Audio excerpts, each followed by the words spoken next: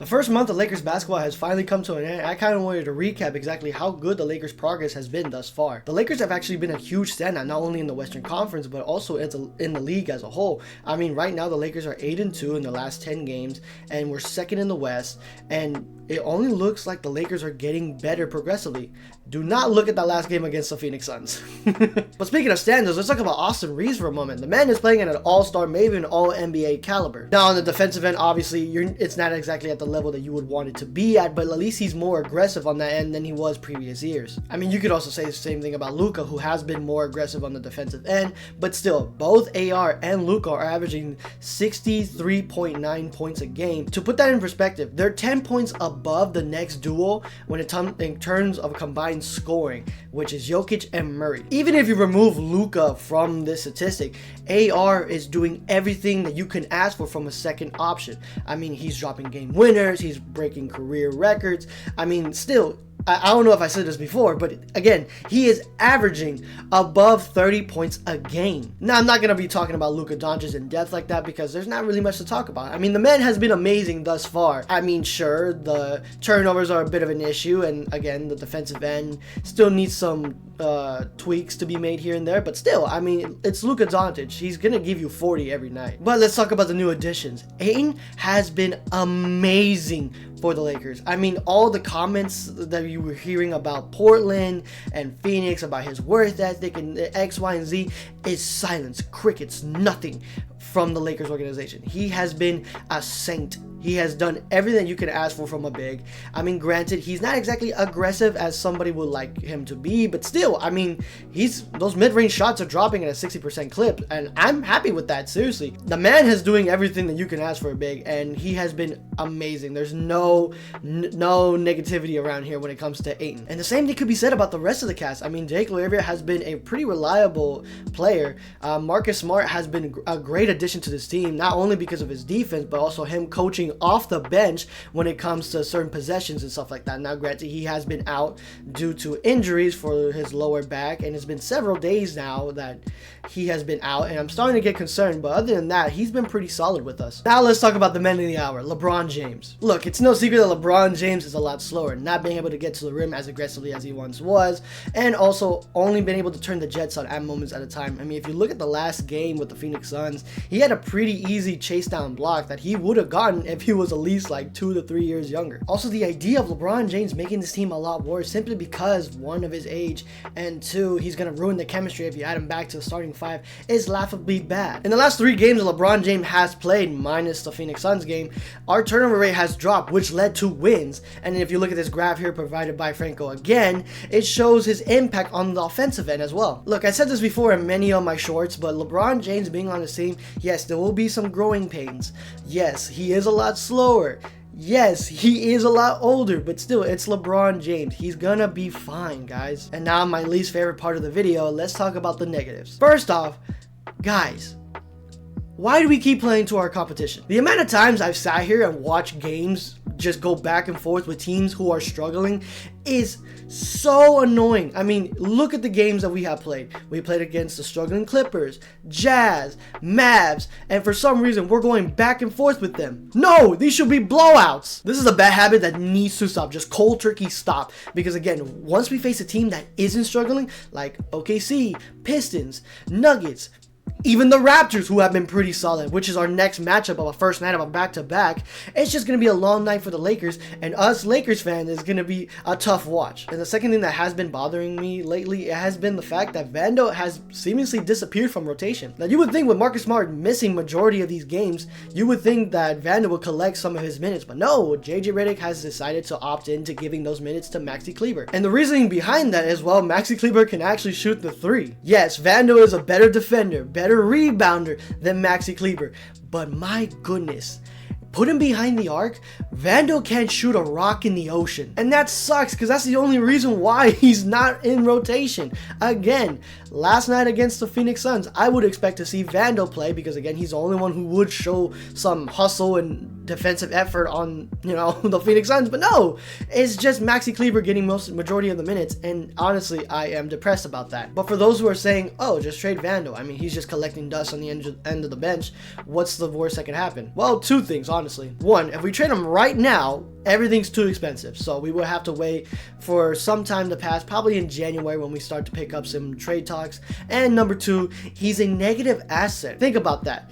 Vando, an elite defender who can't shoot the 3-ball in today's era, is a negative asset, meaning that we will have to give up draft capital in order to get somebody back. And as of right now, the Lakers only have 2 available draft picks, so there's not really much we can do at the moment. And lastly, I want to touch on some things. Yes, the Lakers 3-ball has not exactly been perfect, but still, I expect this to get a lot better. I mean, in the recent games, our 3-ball has been falling a lot more, but I would expect the Lakers to make somewhat of a trade to fix this issue, like, a Keon Ellis. I also wanted to talk about our defense dropping 2 spots when it comes to defensive rating, and yeah, I mean, we need some better defenders, and I don't know what JJ Redick's thinking of when it comes to these lineups, because again, we have great offense. We are top 4 now, but no defense.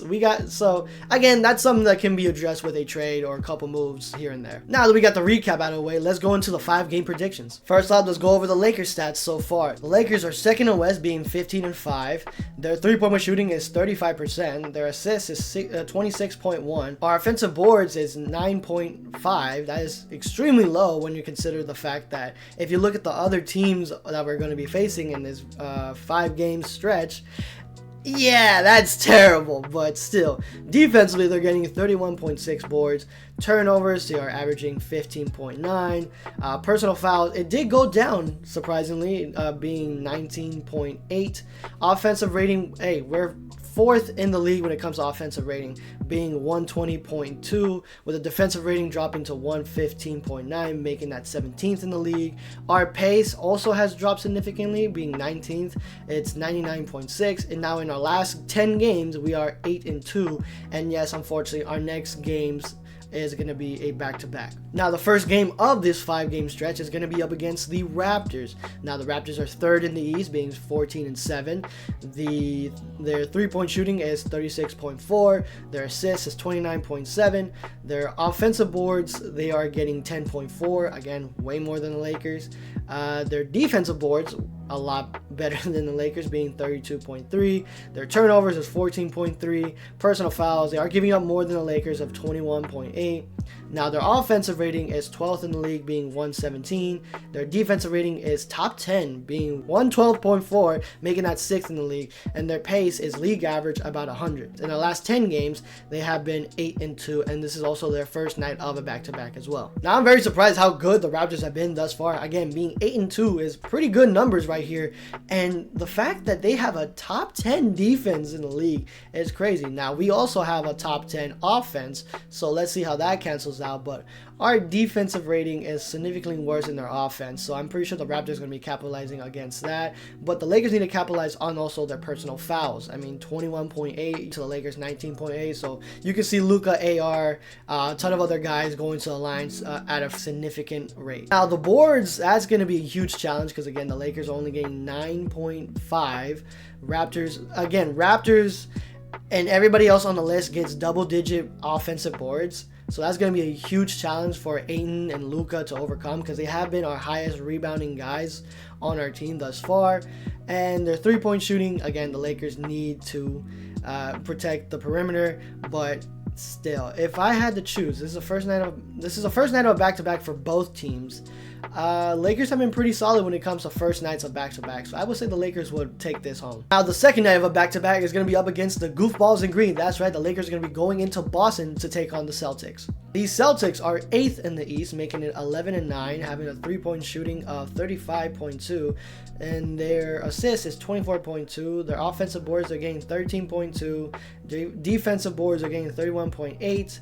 Their turnovers, they are getting 11.8. And their personal fouls, it's 23.2. Their offensive rating being 119.7, making it 6th in the league. Their defensive rating is 115.5, making it 16th in the league. And their pace being the slowest in the league, making it 96 overall. Now, their last 10 games, they are 3-7. And this is also going to be the Celtics' second night of a back-to-back as well. Now, in recent memories, the Lakers have been struggling when it comes to second nights of back-to-backs. But look, their pace is a lot slower, so they're waiting for everybody to get set up. Again, it's really bad to see Jason Tatum go out with that injury with the Achilles. Again, I hope he has a speedy recovery, but still, I would say the Lakers would have to capitalize on, again, their offense is a lot better than their defense, being 16th, so the Lakers are going to be, doing their best to get to the basket, but their offensive rating is so much better than the Lakers' defensive rating that I would think the Lakers will have a tough time guarding them as well. But again, the Celtics are also giving up 23.2, so again, the Lakers are probably going to capitalize on that as well, but their turnover rates, it's the lowest, minus this one team that we may or may not play, depending on the NBA Cup thing. But they're 11-8, meaning that they take care of the ball significantly a lot more than the Lakers. Again, the boards are going to be very hard to overcome for the Lakers. Their assists, now the Lakers are dishing out more assists than the Celtics, but this is going to be a pretty even matchup for both teams. So depending on whether or not LeBron or Luka, AR plays during that second night of a back-to-back, I would say the Lakers would win, but still, it's the NBA, you never know, and we also played on a second night of a back-to-back, and we got blown out by the Phoenix Suns of all people. So I don't want to see the Lakers lose to the Celtics, because that would just suck, but it's a very even matchup, but I would say the Lakers win this, only because of their offense and also the personal fouls that they're going to be drawing from, Brown in them. And the third matchup is going to be against the 76ers. Now the 76ers are 9th in the East, having a record of 10-9, 3-point shooting 36.1. Their assists are giving out 25.9. Their offensive board, they're getting 12, and their defensive boards are getting 32.2. Their turnovers, they're only dishing out 15.4. Their personal fouls being 21.5.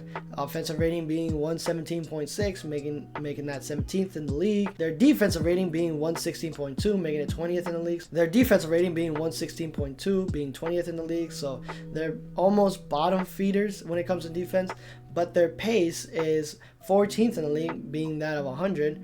And their last 10 games, they are 4-6, and no, they are not coming off of a back-to-back. So both teams should be fully recovered when it comes to back-to-backs and stuff like that. So again, being 4-6, they have been struggling in recent games, but still, the Lakers need to capitalize on their defense being very poor again, and also their offense being 17th. The Lakers need to capitalize on that as well, because they both are tied in that category. Lakers being 17th in defense, 76ers are being 17th in offense. So that's going to be a very interesting matchup, but I think our offense is going to be a lot better, leading to a Lakers win. Again, they're going to be capitalizing on drawing fouls and also their turnovers being almost the same as the Lakers, but the boards down low, it's going to be very difficult for Ayton to overcome. And their three-point shooting, again, it's only 1.1 difference when it comes to three-point shooting, but that's a huge margin to clear, especially in today's league. So I would say the Lakers will probably take care of the 76ers more so than like the Celtics on the second night of a back-to-back. And the fourth game is going to be an NBA Cup game. We're going to be facing against the Spurs again. They are 13-6, making that 5th in the league. Their shooting from 3 is 35.7. Their assist is 25.8. Offensive boards is 13.4. Their defensive boards is 33.5. And they are turning over the ball at 15 a game. Now, their personal fouls is 20.7. And their offensive rating being 7th in the league, making that top 10, being 119.2. Their defense is 12th in the league, being 114. And their pace is 21st in the league, being 99.1. And in the last 10 games, they are 6-4. And again, this is not coming off of a back-to-back for either team, but this is going to be an NBA Cup game. Now, I would say the Lakers would win this. Now, we haven't had any updates on Victor Wembanyama. He is out due to a calf strain. Without Victor Wembanyama, I think the Lakers are going to have a better chance of scoring inside the paint. But the Spurs defense is a lot better, being 5 spots above them. And their offense, again, is top 10, being 7th to Lakers 4th. So it's going to be very interesting to see what the Lakers can do with that. Again, their boards are getting a lot more than the Lakers. Assists, not as much as the Lakers, but still pretty at a decent rate. And you also have the 3-point percentage being that at 0.7. So again, without Victor Wembanyama, I think the Lakers would win this. But again, we haven't had any updates, and he could come back at any moment. But still, the Lakers took care of them once, and I'm pretty sure we can do it again. And finally, for the next 2 games, you have OKC or the Suns, because again, this is a NBA Cup games. So whoever wins that will face the Lakers if they get past the Spurs.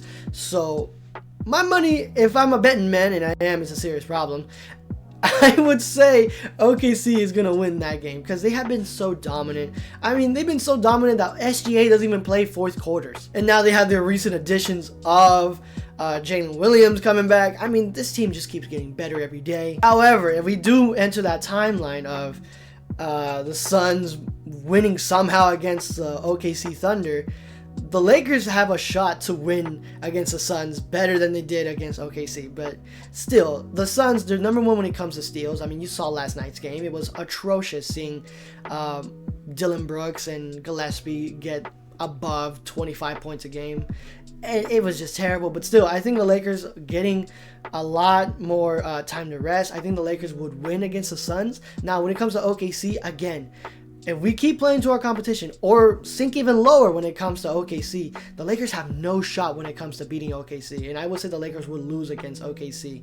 But again, hopefully the Suns win if the Lakers can get past the Spurs. But still, I think the Lakers would win against the Suns, but lose against the OKC Thunder. And I'm pretty sure that's what everybody else is thinking. But that's going to do it for this video, guys. Hopefully you guys enjoyed. Tell me, how do you guys think the Lakers are going to do in the next 5 games? Also, how do you think the Lakers did in your eyes? I'd love to hear what you guys think in the comment section down below. Don't forget to follow me. I do all kinds of Lakers news. Also, follow me on the gaming channel. Link is going to be in the description. Hopefully you guys enjoy it. And until next time, everybody, see ya and stay safe.